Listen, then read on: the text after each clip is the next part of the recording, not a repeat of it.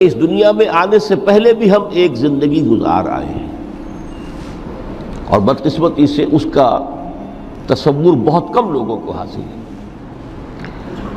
اور عہد حاضر کے جو ریشنلسٹ قسم کے عقلیت زدہ میں کہتا ہوں انہیں، یا عقلیت گزیدہ، عقلیت سے ڈسے ہوئے لوگ، وہ ان چیزوں سے اباع کرتے، دور بھاگتے ہیں۔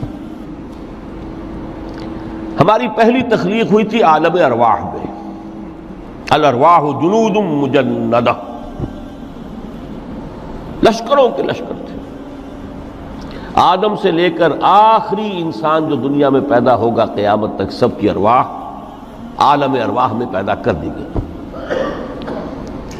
وہاں عہد لیا گیا، الست بربکم قالوا بلا، کیا میں تمہارا رب نہیں ہوں، مالک نہیں ہوں؟ ہم سب نے عہد کیا تھا، کیوں نہیں؟ شہید نا، ہم گواہ۔ یہ عہد الست، اور ظاہر بات ہے کہ عہد جو ہوتا ہے جب تک انسان کو اپنی ذات کا شعور نہ ہو، خود شعوری نہ ہو۔ آپ دنیا میں معاہدہ کرتے ہیں تو کہتے ہیں کہ بقائمی ہوش و حواس میں یہ عہد کر رہا ہوں، معاہدہ کر رہا ہوں، تو ظاہر بات ہے کہ اس وقت ہم تھے اور ہوش و حواس کے ساتھ تھے، خود شعوری کے ساتھ تھے، لیکن صرف ارواح تھی، جسد نہیں تھے۔ اور یہی ہے وہ مقام جس کے بارے میں حضور نے سے جب پوچھا گیا کہ متى وجبت لک النبوۃ یا رسول اللہ، اللہ کے رسول آپ کو نبوت کب ملی؟ تو آپ نے فرمایا والآدم بین الماء والطین، ابھی آدم کا حیولہ جو ہے ابھی گارا گوندھ ہی رہا تھا، پانی اور گارے کے درمیان ہی تھے آدم، کہ میں اس وقت بھی نبی تھا۔ عالم خلق کا ابھی آغاز نہیں ہوا، ابھی عالم ارواح میں بھی جو تمام ارواح ہیں وہ اپنی امتیازی شان کے ساتھ ہیں۔ روح محمدی صلی اللہ علیہ وسلم، جس سے اگر نور محمدی کہیں تو غلط نہیں ہے، اس لیے کہ ارواح کا جو مادہ تخلیق ہے وہ نور ہے، جیسے فرشتوں کا مادہ تخلیق نور ہے۔ مسلم شریف میں حضرت عائشہ صدیقہ رضی اللہ تعالی عنہ سے روایت موجود ہے، اللہ نے فرشتوں کو نور سے پیدا کیا۔ روح، فرشتے روح ہیں، ارواح ہیں، روح القدس، روح الامین، اور ارواح انسانیہ بھی روح ہے، یہ سب ان کا مادہ تخلیق نور ہے۔ اس وقت ہم پیدا کیے گئے، صرف ارواح کی شکل میں ہم سے عہد لیا گیا اور پھر سلا دیا گیا۔ یہ پہلی موت تھی جو ہم پر وارد ہوئی ہے اس دنیا میں آنے سے پہلے، اس لیے کہ سورہ مومن کی ایک آیت میں فرمایا گیا ہے کہ جہنم میں لوگ جو ہیں فریاد کریں گے، ربنا امتنا اثنتین واحییتنا اثنتین فاعترفنا بذنوبنا فہل الی خروج من سبیل، اے اللہ تو نے ہمیں 2 مرتبہ مارا، 2 مرتبہ زندہ کیا، تو اب 1 مرتبہ اور صحیح، کہ یہاں سے نکلنے کا بھی کوئی راستہ ہے کہ نہیں؟ اتنے مراحل سے تو ہمیں لے کر آیا ہے، ایک مرحلہ اور سی۔ تو یہ 2 موتیں کون سی ہیں؟ پہلی موت وہ تھی جب ارواح کو موت کی نیند سلا دیا گیا۔ پھر عالم خلق، جسے آج سائنٹسٹ کہتے ہیں، جس کا نقطۂ آغاز ہے بگ بینگ، عالم ارواح اس سے پہلے کی شے ہے، اس تک سائنس نہیں پہنچ سکتی، وہ سائنس سے ماوراء ہے، لیکن جہاں سے سائنس شروع ہوتی ہے وہ عالم خلق کا آغاز ہے، بگ بینگ سے۔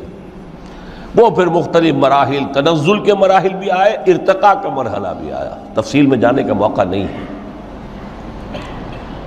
بہت سے تنزلات کے مراحل اور بہت سے ارتقاء کے مراحل طے کر کے آدم تیار ہوا ہے۔ حضرت بیدل نے رحمت اللہ علیہ بہت خوبصورت شعر کہا ہے، ہر 2 عالم خاک شد تا بست نقش آدمی، اے بہار نیستی از قدر خود ہوشیار باش۔ یہ پوری جو بھی کائنات کا جو سلسلہ شروع ہوا، بگ بینگ، اور بہت بڑے بڑے جو ناری کرے تھے جن کی کہ حرارت کا جب تذکرہ کرتے ہیں سائنسدان تو ٹریلینز اینڈ ٹریلینز آف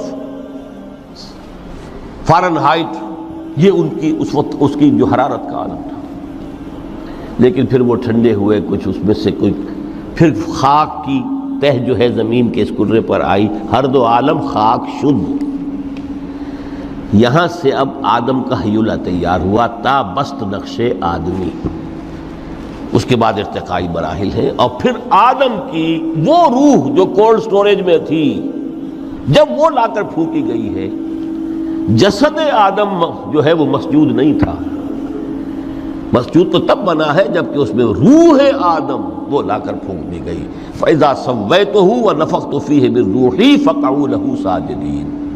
یہاں سے حیات دنیاوی کا آغاز ہو گیا۔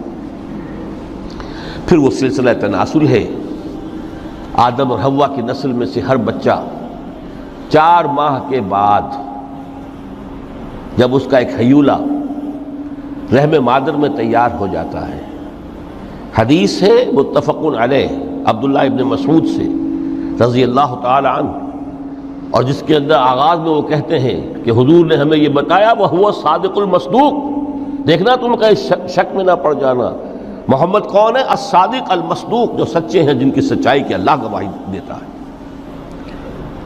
کہ رحم مادر میں 40 دن تم نطفے کی شکل میں ہوتے ہو، پھر 40 دن علقہ کی شکل میں ہوتے ہو، پھر 40 دن تو مضغہ کی شکل میں ہوتے ہو، پھر اللہ تعالیٰ فرشتے کو بھیجتا ہے جو اس میں روح پھونکتا ہے۔ وہی عمل جو آدم کے جسد حیولہ کے ساتھ ہوا تھا، ہر ابن آدم اور بنت آدم کے لیے وہی عمل ہے کہ جو رحم مادر میں 4 مہینے کے بعد دہرایا جاتا ہے۔ یہاں سے حیات دنیاوی شروع ہوئی، پھر موت، یہ دوسری موت ہے۔ اب پہلی موت تو وہ تھی، لیکن دوسری موت یہاں سیپریشن ہو جائے گی۔ جو زمین سے آیا تھا تخلیقی مادہ، وہ جسم میں گیا، جسم زمین میں گیا، گل سڑ کر ختم ہوا۔ جو وہاں سے روح آئی تھی وہ اس زمینی وجود کا جو لب لباب ہے، جان، نفس، اس کو لے کر اپنے ساتھ، اور وہ جائے گی عالم بالا کو۔